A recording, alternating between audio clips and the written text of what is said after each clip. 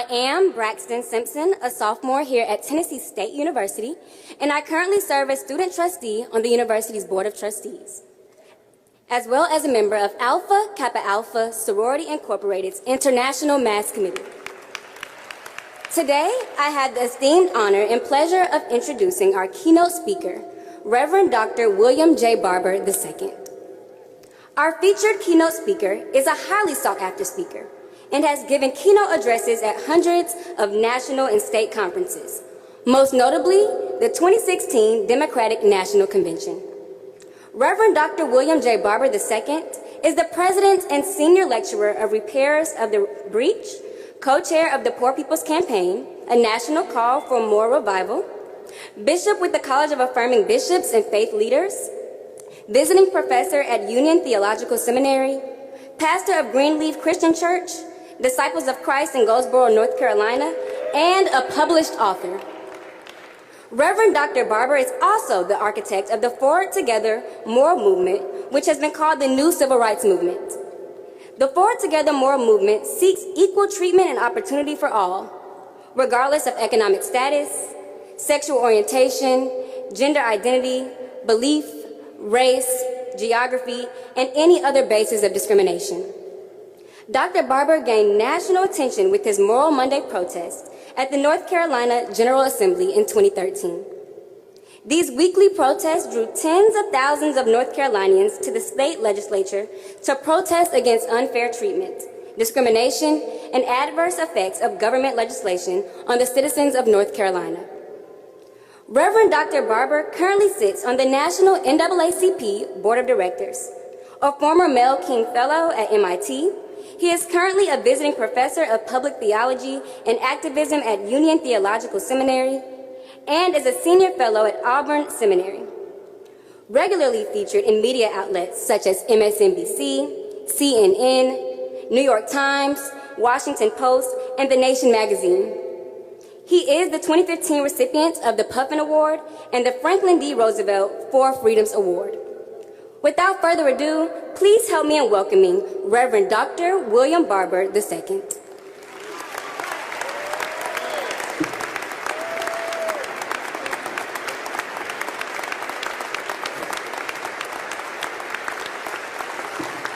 Good morning.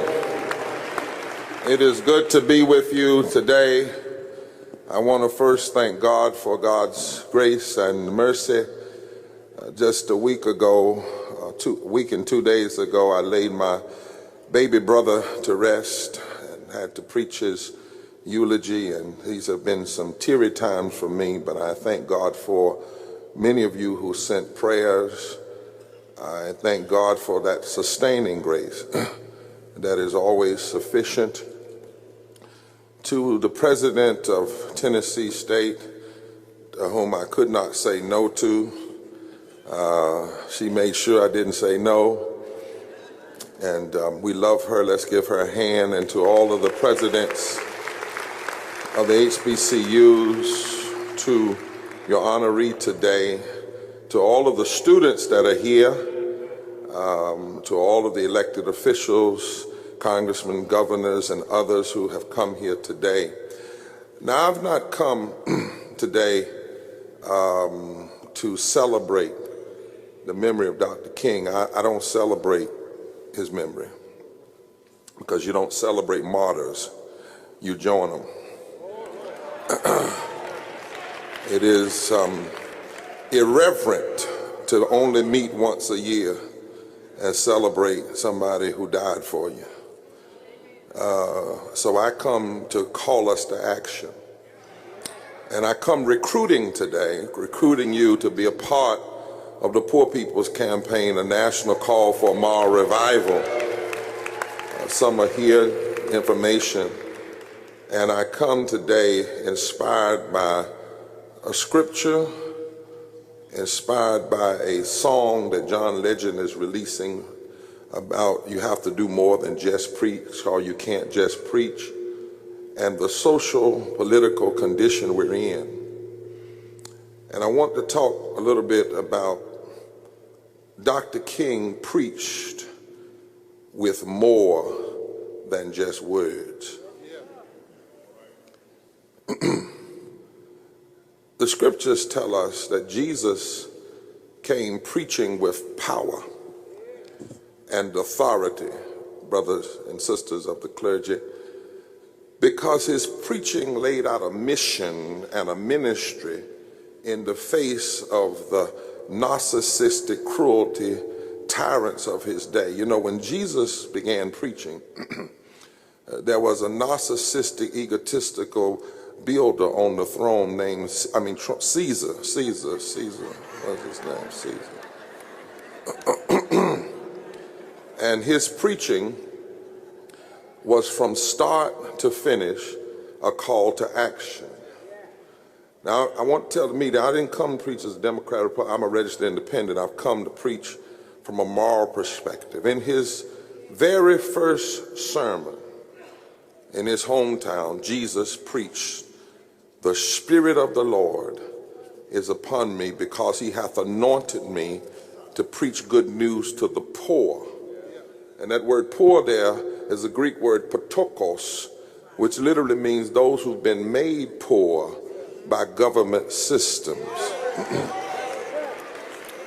He sent me to proclaim freedom to the prisoner, recovery of sight to the blind, to set the oppressed free, and to proclaim the acceptable year of the Lord. In other words, to declare that everybody that society says is unacceptable, God says, I will accept them. And at the end of his life, as he headed toward the cross, in Matthew, Jesus was still preaching. And he said, not that we as individuals would be judged by our individual charity. That is a demeaning of the gospel. He said, God will say to the nations, you know, some of us know the book. He didn't say God would say to individuals, did you give somebody a turkey on Thanksgiving, or did you have a tutorial session with a few children? He said, I will say to the nations, when I was hungry, did you feed me? When I was thirsty, did you give me something to drink? When I was an immigrant,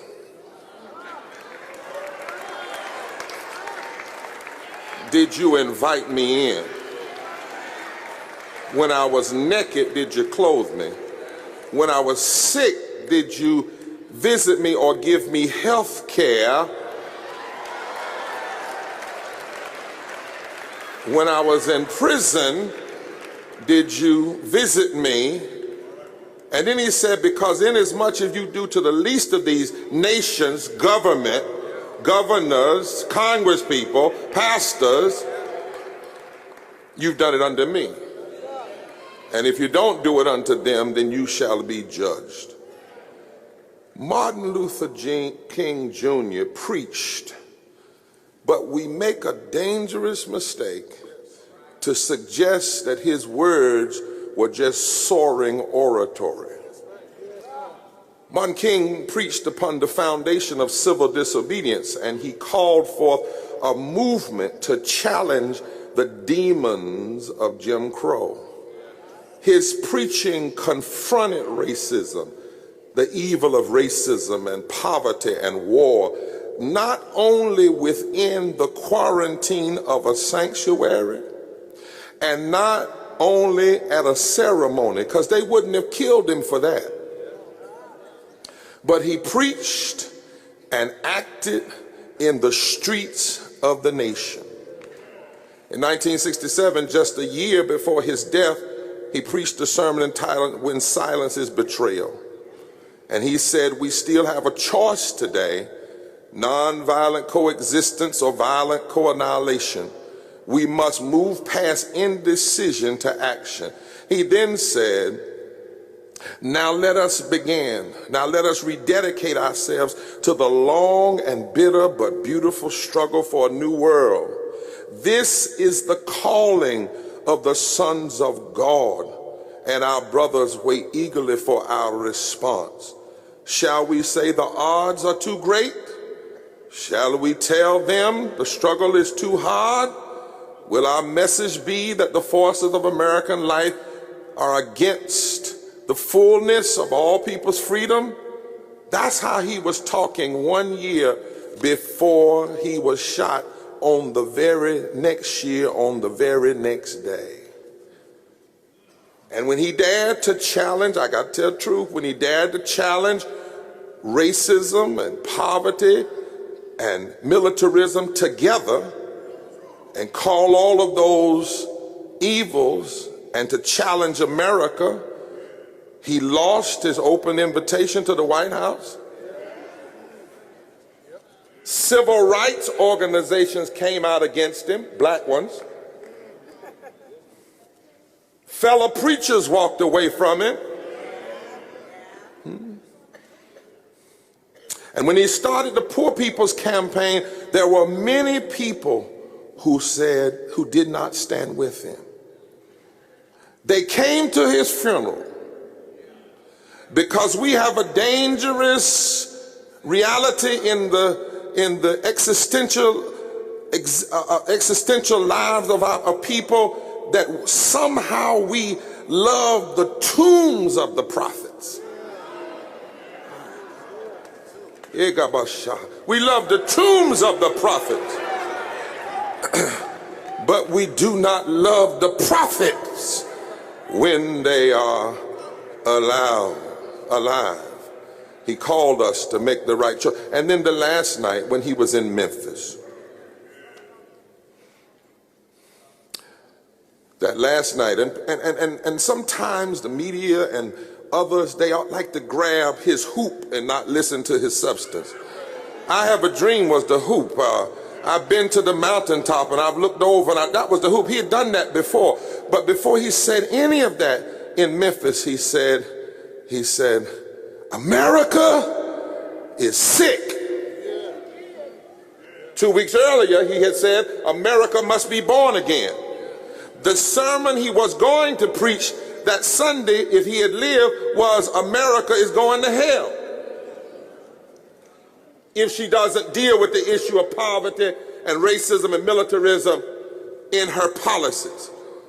That night, he said, now let me say, as I move to my conclusion, we have to give ourselves to this struggle, because nothing would be more tragic than for us to stop at this point in Memphis. We got to see it through. And when we have our march, he said, you need to be there. If you got to leave work, if you got to leave school, be concerned about your brother. You may not be on strike, but we either go up together or we go down together. This, my friends, is the Martin Luther King, the preacher, who understood that to preach has always meant more than oratory and words. To preach in the tradition of Martin Luther King is to agitate. And yes, it is to separate from injustice, and it is not just some cute love that says everybody loves everybody. It is the kind of love that dares to tell the truth about injustice. And if you're not going to deal with that part of Dr. King, then leave him alone. Leave him alone.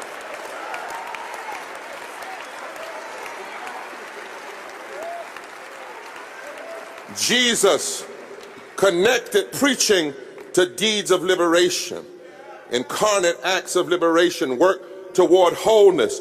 To preach is to proclaim. It is to speak to the death of our times. It is to take words and put flesh on them that challenge the forces that kill. A preach word is not anything until it takes on flesh and gets the work. The living word of God renders a reorientation in our lives. Preach the good news at all times, St. Francis of Assisi said, and when necessary, use words. Preaching must beget a living contradiction. To preach is to have a quarrel with the world's injustices. The preach word must put on flesh and suit up for struggle. If it doesn't, it's just preaching. It's just pretending, and it's not preaching. Moses preached, and his preaching turned into a movement that challenged the oppression of Pharaoh.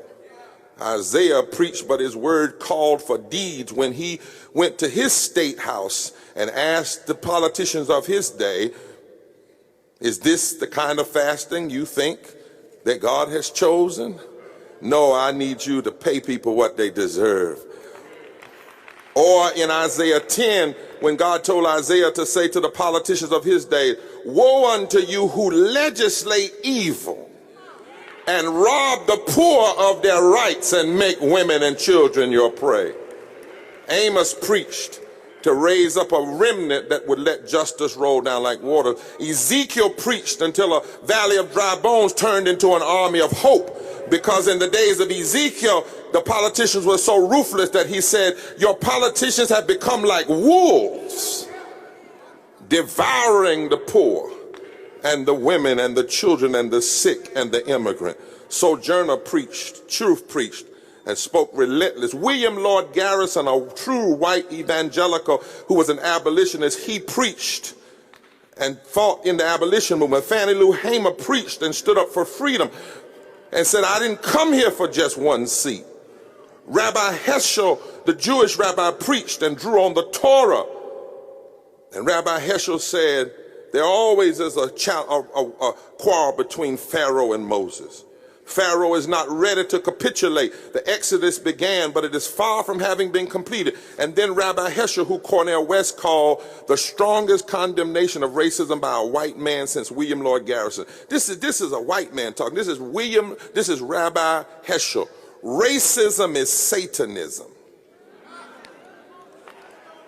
It is unmitigated evil.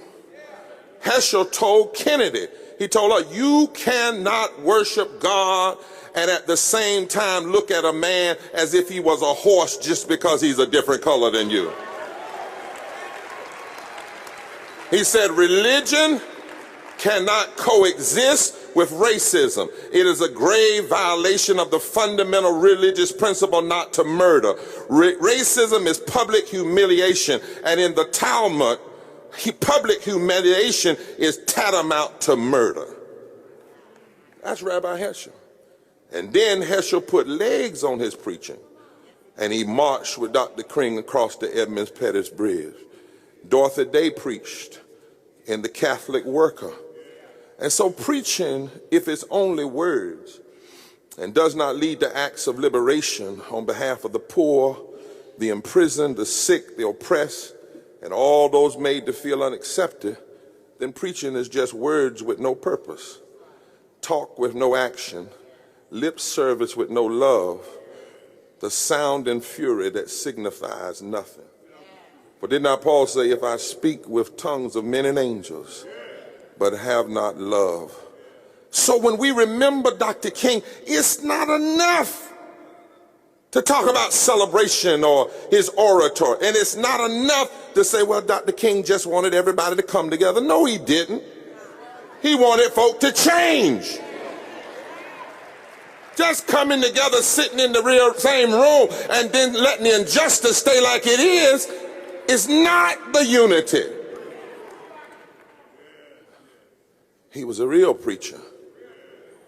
He didn't just pontificate once a year or at speeches. His articulation was turned into liberation. And preaching is only authentic if it's embodied. So, on these Martin Luther King, wherever I go, I've been to 4 of them. Everybody comes to say they love Dr. King. Corporations come. They'll even buy you a little breakfast now. And politicians come. Somebody like Mike Pence will take a quote from Dr. King, doesn't even know what it means. Y'all saw that? He said one of my favorite quotes is when Dr. King said, make real the promises of democracy, and that's what Mr. Trump is trying to do with his wall. Are you nuts? I mean, that ain't an anti-Republican thing, that's just foolish. When Dr. King said, make real the promise of democracy, he was talking about undoing racism and fighting for labor rights and living wages. So politicians can't say they love Dr. King and how he stood for love and unity, but then you deny and refuse to support his agenda. Right, Governor?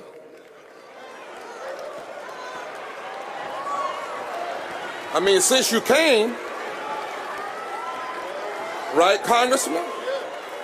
So let me show you what I mean, Governor. Dr. King would not have been for a wall. And the hurting, how many of y'all are not against a wall? Everybody here that's not against the wall, politicians, everybody, and will tell Donald Trump, you don't need to be building a wall to separate people. We need to be spending money to give people health care. Stand on your feet. Now, anybody that doesn't stand on your feet, you get the seat. Wait a minute. How many folk in here believe, like Dr. King, that everybody ought to have what Teddy Roosevelt, a Republican, asked for 100 years ago, and that's health care for every citizen? Everybody believes that. Stand up. Now, if you can't stand up for that, then don't say you love Dr. King.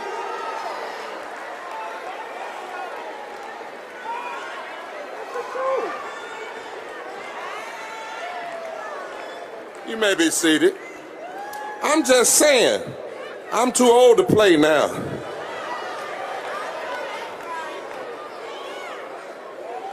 And preachers, don't just think I'm talking to politicians. Just because you can talk about him from the pulpit, but then I'm going to say it like I feel it.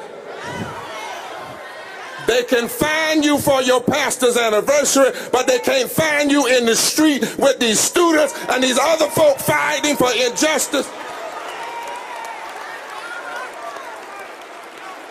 If you are a preacher of the gospel and you are asking your people to tithe, but you are not fighting for them to have a living wage, you are lying.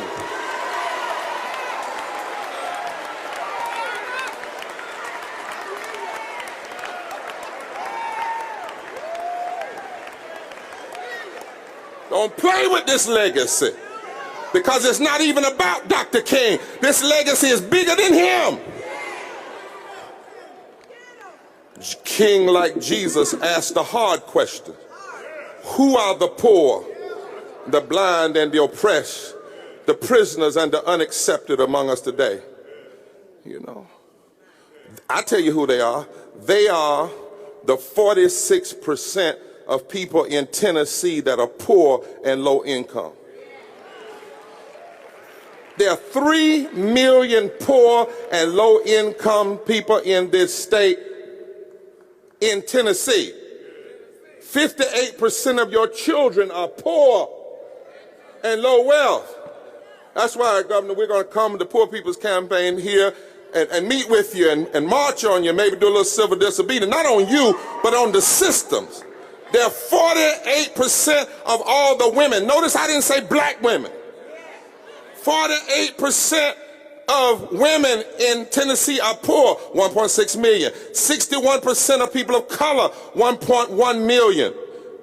41% of all white people, 2 million of them, are poor in Tennessee. And you cannot solve that by a little bit of charity, because that's not how it was started. So when you have politicians that run and say, well, I'm against gay folk and I'm against abortion and I won't pray in the school, I want to know, where are you on the side of poor folk? There are 8,000 homeless people in Tennessee. It takes 85 hours of work per week to avoid a 2-bedroom apartment in Tennessee. There's not a county in this country where a person working a living wage job can afford a 2-bedroom apartment. In this state, there are 1.3 million workers that make less than $15 an hour. You cannot say you love Tennesseans, not black Tennesseans. You cannot say you love Tennesseans and then stand against the passage of a living wage in this state.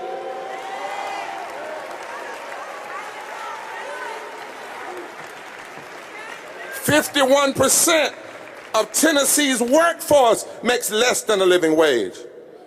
Over 1 million people in this state need SNAP or food stamps, mostly white. In this state, There are 740,000 people uninsured. It's a shame and a disgrace for Tennessee not to accept the Affordable Care Act and put people on health care. Shame.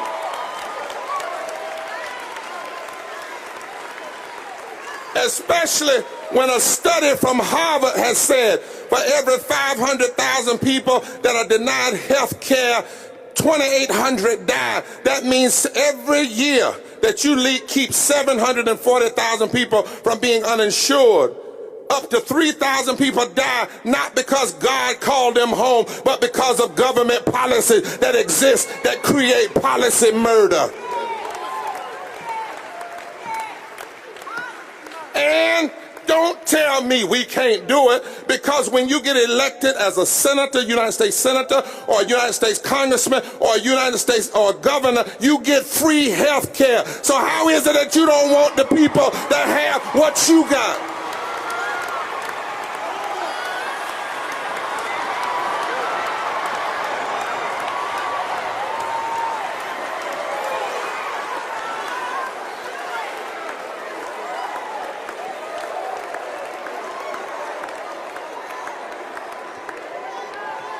Since 2000, you love Dr. King. Since 2001, the Tennessee state government has passed multiple voter ID requirements and instituted a proof of citizenship database under the lie of voter fraud. What you should be passing in Tennessee is early voting and same-day registration and more access to the ballot. The courts have said voter ID is a form of systemic and surgical racism. Nobody talked about voter fraud until black people and brown people started voting in mass.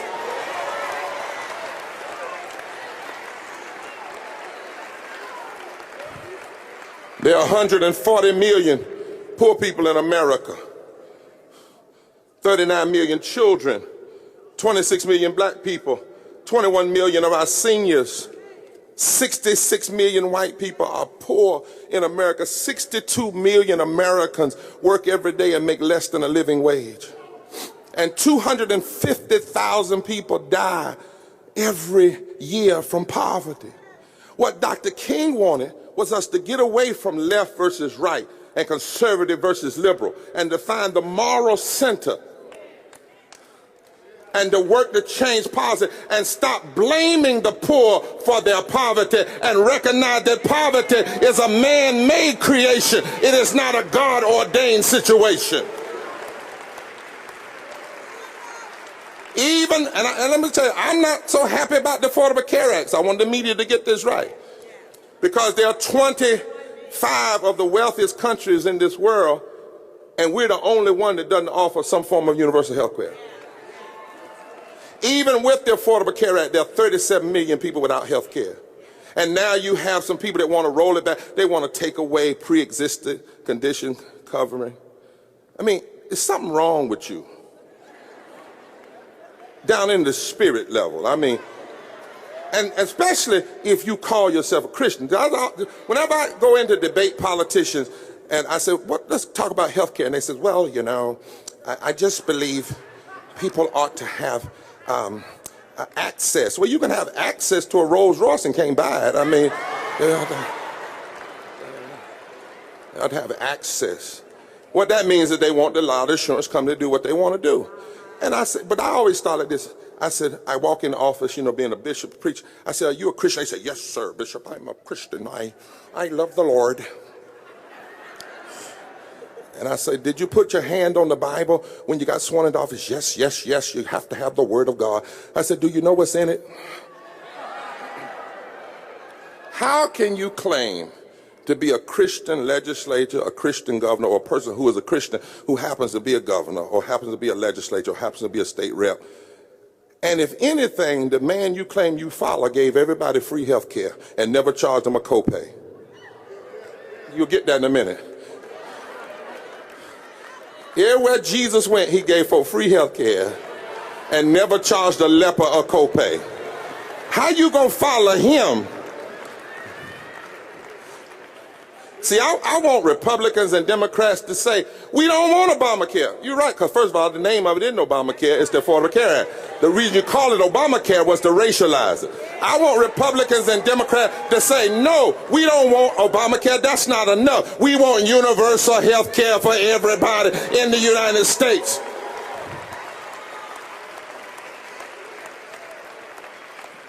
Who are the poor? Are they the 26 states that have passed voter suppression laws? Are they the 2 million people in prison, 1.5 million black and brown? Are they the gay, the trans, the bi, the queer, the people that we want to destroy simply because of their sexuality? When the real sex we ought to be talking about is the illicit relationship between the Supreme Court and big business that produces the bastard. That's the real sex. That produces the bastard child of Citizens United. Who are the poor and the broken? The women, the misused, the children, the abused. Who are they? The immigrants from the South who really just want to come home. Can I teach for a minute? We keep saying that they want to come back. They want to come to the United States. Well, Texas was Mexico. New Mexico was Mexico. Texas pulled out of Mexico when Mexico decided it no longer would have slavery. So they ain't crossing the border crossed them.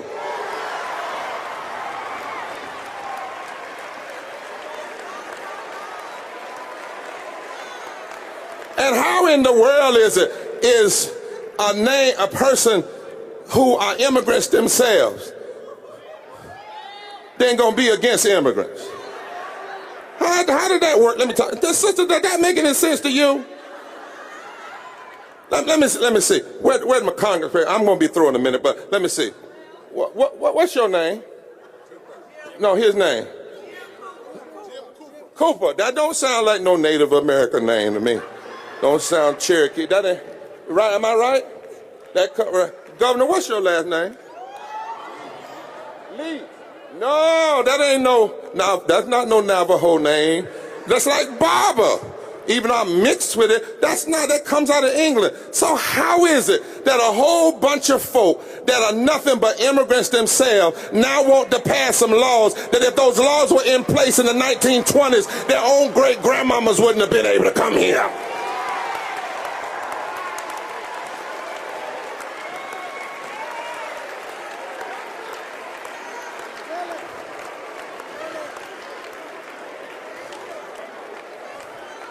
To preach like Dr. King is to understand that the Palestinian child is just as important as the Jewish child. To preach like Dr. King, have some water, is to say and to do. It is to say somebody's hurting my people and it's gone on far too long and we won't be silent anymore. It is when the fruit of our lips become actions. It's when our words call Jews and Muslims and Christians and Sikhs and Buddhists and even people who are not of faith to come together and work for liberations. That's what real preaching is. When young folk go in the street and stand up against police brutality, when nuns fight for health care, when churches open their churches for sanctuary, when a call goes out that unifies people. That's why we're building the Poor People's Campaign, a national call for a moral revival, and calling on natives and Asian and black and white and brown and young and old and Democrat and Republican to all and people of different races and even people of different faiths to come together in this moment. This country cannot continue to survive with 43% of the people living in poverty or low wealth. 43%. When you have 4 million people that get up every morning and they can buy unleaded gas and can't buy unleaded water.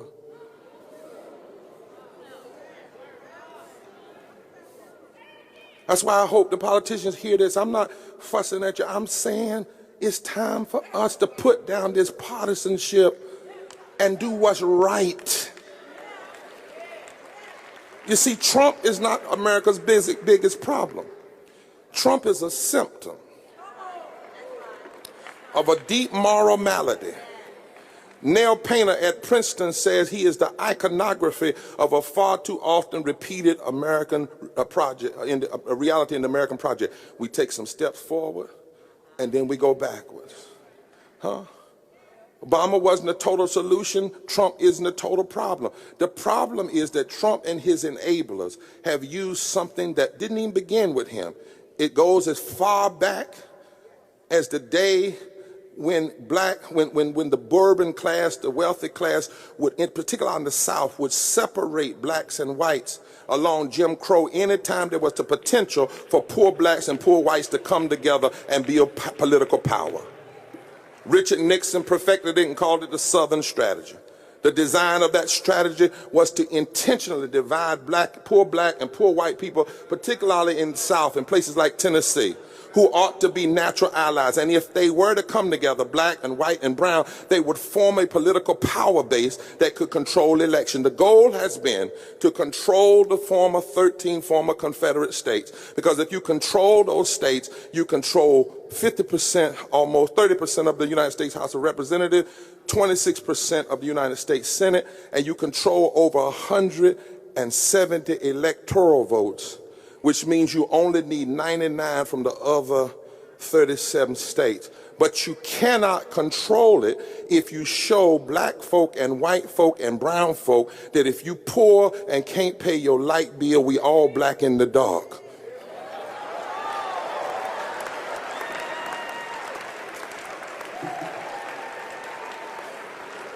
Richard Nixon used it. Some Democrats used it. Republicans used it. Reagan used it. People have used it. It's recorded. This is not me just going off. It's footnoted. There's a book about it written by Kevin Phillips. Lee Atwater said in the 1970s and 80s that it was his major way of playing politics. And it's been the way of the South, because if you change the South, you change the nation. And every time black and white people have come together in the South, like they did right after slavery for about 10 or 15 years, the South fundamentally changed. And it took the nation forward. When black and white people came together in the civil rights movement, it changed. So Trump is not the problem. It's this strategy that he's taken to the nth degree. It was designed in 1968, and the goal of it was to live for 50 years, and this is the 50th year. But then there's a second problem. And that is, many progressives have now become scared to call themselves liberal, even though it's in the word liberty. And too many so-called progressives choose compromise rather than confrontation. They compromise, and every compromise in this country, the 3/5 compromise were bad for poor folk and black folk. And also progressives now tend to look for messiah candidates rather than building a movement. And then there's one more problem, and that's this puny language we use, like who's on the left and who's on the right. Some things are not about left versus right or liberal versus conservative. It's about right versus wrong. We need to change the language. Like Coretta Scott King, when they asked her about her husband being shot, they said, Miss King, what do you think about violence? She said, well, that's a form of violence. But she said, let me tell you what also is violent. Wasn't she your sorrow? Coretta said, look, she said, not giving people a public education is violence. Denying health care is violence. Denying living wages is violence. Denying labor rights is violence. Denying people's culture is violence. And then she said, an apathetic attitude that refuses to address the other forms of violence is also violence. We need to stop talking about left versus right and talk about public policy violence versus non-violence. Policies. That's why racism is not merely rudeness. You know, everybody wanted to censure Representative King for what he said. But people do stuff on the floor of Congress every day worse than anything he said. When you refuse to restore the Voting Rights Act, that's racism. When you pass policies like denying health care and resegregating public schools and refusing to assist Native Americans on their reservations and help them protect their water, that's racism. Racism is policy. Racism is not about, Dr. King didn't fight for how we talk. He fought for how we live. He didn't just fight against the language, he fought to change laws. And there comes a time you got to tell the truth, and you got to change the public conversation. And so, my brothers and sisters, if you're going to honor Dr. King, then we need to push a moral agenda. And I want to ask, I'm asking every place next year, whoever you invite on the stage, have them do a checklist first. They can come to the program, but they ought not get to be on the stage if they're not going to honor Dr. King. I bet you aren't invited to their stage. And I don't mean theirs in terms of black folk. I'm talking about, ask them, just say, are you for restoring the Voting Rights Act and fully opening up voting? Are you for automatic voter registration at 18 since you send people to war at 18? Are you for early voting in every state? Are you for just immigration? Are you for tribal recognition for a First Nation Native American? Are you for ending this crazy mass incarceration, especially now that you got people in jail for the very thing that people in California now sell and make money off of? Come on, talk to me somebody. Are you for a federal and state living wage? Are you for union rights in your state? Are you for equal pay and equal work? Are you for social safety net programs for the poor? Are you for diversity in education and guaranteeing that every child has access to a high quality, free, diverse public education? Are you for equitable funding for HBCUs? Are you for single-payer health care? Are you for fair and decent housing for all? Are you for repealing the 2017 federal tax law that took $2 trillion from the backs of the poor and working poor and threatens the very health of social programs in this country? Are you for clean and renewable energy? Are you for fully funded public water and sanitation infrastructure? Are you for a ban on fracking and mountaintop removal and coal ash ponds? Are you for a ban on new pipelines and refineries and coal and oil? And are you for bringing clean energy to the fore? Are you for the protection of public land? Are you for ending military aggression and warmongering? Are you for stopping the privatization of the military budget? We now put 53 cents of every discretionary dollar into war, the war economy. The average combat soldier makes less than $30,000 a year, while the average CEO of a defense company makes $19 million a year. Are you for a ban on assault weapons? Ask them the question. Not just do you love Dr. King, because people love dead prophets, but the question is, are you willing to follow Dr. King today?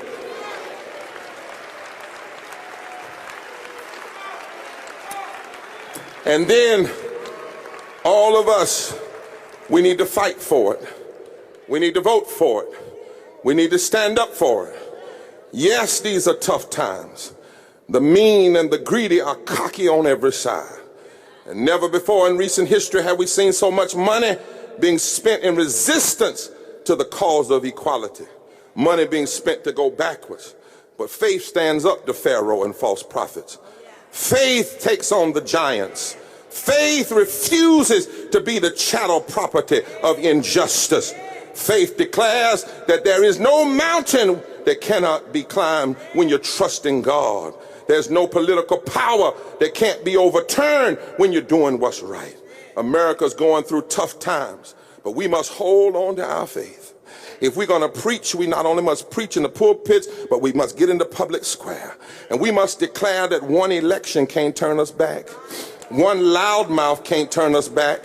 George Wallace couldn't turn us back. Bull Connor didn't turn us back. Our faith might get battered and bruised. Our hope for this nation to live out what is said might get challenged, and we might get discouraged every now and then. But we'll never lose faith. I've been traveling the country from the Bronx to the border, from Appalachia to Aberdeen, from the Carolinas to the California coast. I've met mothers whose children died, Governor, died in their arms because the state refused to expand Medicaid. And they're tired of crying now. And they're joining the movement. And these are black and white women. I've met homeless families in encampments. They're joining this movement. I've met people who have raw sewage in their backyards, in the 21st century. They're tired. They're coming together. I've met with white people in Appalachia and in the hills of Tennessee and the hills of West Virginia and with black folk from Alabama and indigenous families and urban African Americans and Latino, and they're coming together. They're coming together and say it's time now to not just preach with words, but to build a movement that will change this nation. I need to know, are there any students here, and I'm through, that are ready to preach show enough? Students, I need about 20 of y'all to come on stage. Students that are willing to put some legs on some words. Any students, come quickly. Come on up here. I don't care if you're black, white, gay, or straight. You come on up here. I need some students that understand it's time to stand up. It's time to fight back. It's time to get up. I need some white students up here. I need some Latino. I need somebody well, I don't care what your sexuality is. Come on up here, because you understand. Like those students that stood up right here in Nashville and they went to a person running for Senate to their campaign and got arrested, but they stood up. Come on up here, students. Come on up here. Come on, because it's time to get real with it. Get close to me. Hallelujah. Get close to me if you really understand that it's time to stop just talking. What y'all say? If you're going to be about it, be about it. If you ain't going to be about it, leave it alone. Am I right? It's time to get real, right? And I'm telling you, my young students, you've got to help build this movement. You've got to stop these folk that want to come and just pontificate. But then they don't want to help change the lives of your nieces, your cousins, your brother, your mamas, and your daddies. It's time for a movement. And just like there was a movement in Nashville before, I'm asking you to build this Poor People's Campaign in Tennessee today. I'm asking you to go meet with your governor and don't accept no for an answer. Love him, love the Congress people, love them, but love them enough to tell the truth. Because it's time, don't get in front of the students, though, Madam President. Girl, no. Because they might come after you, but they can't come after the students. Y'all better hear what I'm saying. Is there anybody else here that's going to stand up for what is right? Is there anybody here that'll say, we cannot just have one gathering a year? I want y'all to have a gathering at the State House. I want y'all to march on the State House for all the things we've been talking about. And if I was in my little country church, I'd say, don't worry about the end, because weeping may endure for the night, but joy will come in the morning. If I was in my little home church, I'd say, greater is he that is in me than he that is in the world. I would say, if you stand for what's right, the lion will lay down with the lamb. The crooked places will be straightened out, and the rough places will be made smooth. It seems like I hear God saying, stand up and be counted. Fight for the poor. Fight for the uninsured. Fight for those that don't have health care. Fight for voting rights. Too many tears have been cried. The folk before you gave too much. The people before you bled too much. And don't let them tell you, you too idealistic. You just young. You don't understand how to compromise. The hell with compromising. Stand for what's right. Stand for what's right. Because modern day racists and must not know who we are. The Tea Party must not know who we are. Donald Trump and his enablers must not know who we are. The governors of these states and the legislators must not know who we are. We are the sons and daughters of Martin. We are the sons and daughters of Rabbi Heschel. We are the sons and daughters of Rosa Parks. We are the sons and daughters of Dorothy Day and Harriet Tubman and Frederick Douglass and William Lloyd Garrison. We are the sons and daughters of Abraham and Sarah and Moses and Muhammad and Jesus and Mary. And we were born for right now. And we who believe in freedom cannot rest. Can I preach a minute? Stand. Stand. Stand. Put some feet on your prayers and stand. Stand. Tell somebody nothing would be more tragic than for us to turn back. Now it's time to do more than just preach. It's time to put some legs and some actions on our preaching. They must not know who we are. We've already made it through 250 years of slavery. We've already made it through 100 years of Jim Crow. We've already made it through the Holocaust. What we face now is just another Pharaoh. But here we are, and we were born. We were born. We were born for such a time as this. Turn to your neighbor and say, neighbor, give me a high five. And then join me in the street. Because it's time. It's time. It's movement time. It's time. It's time. It's time. Stop crying. Get up. Fight back. And justice will be ours.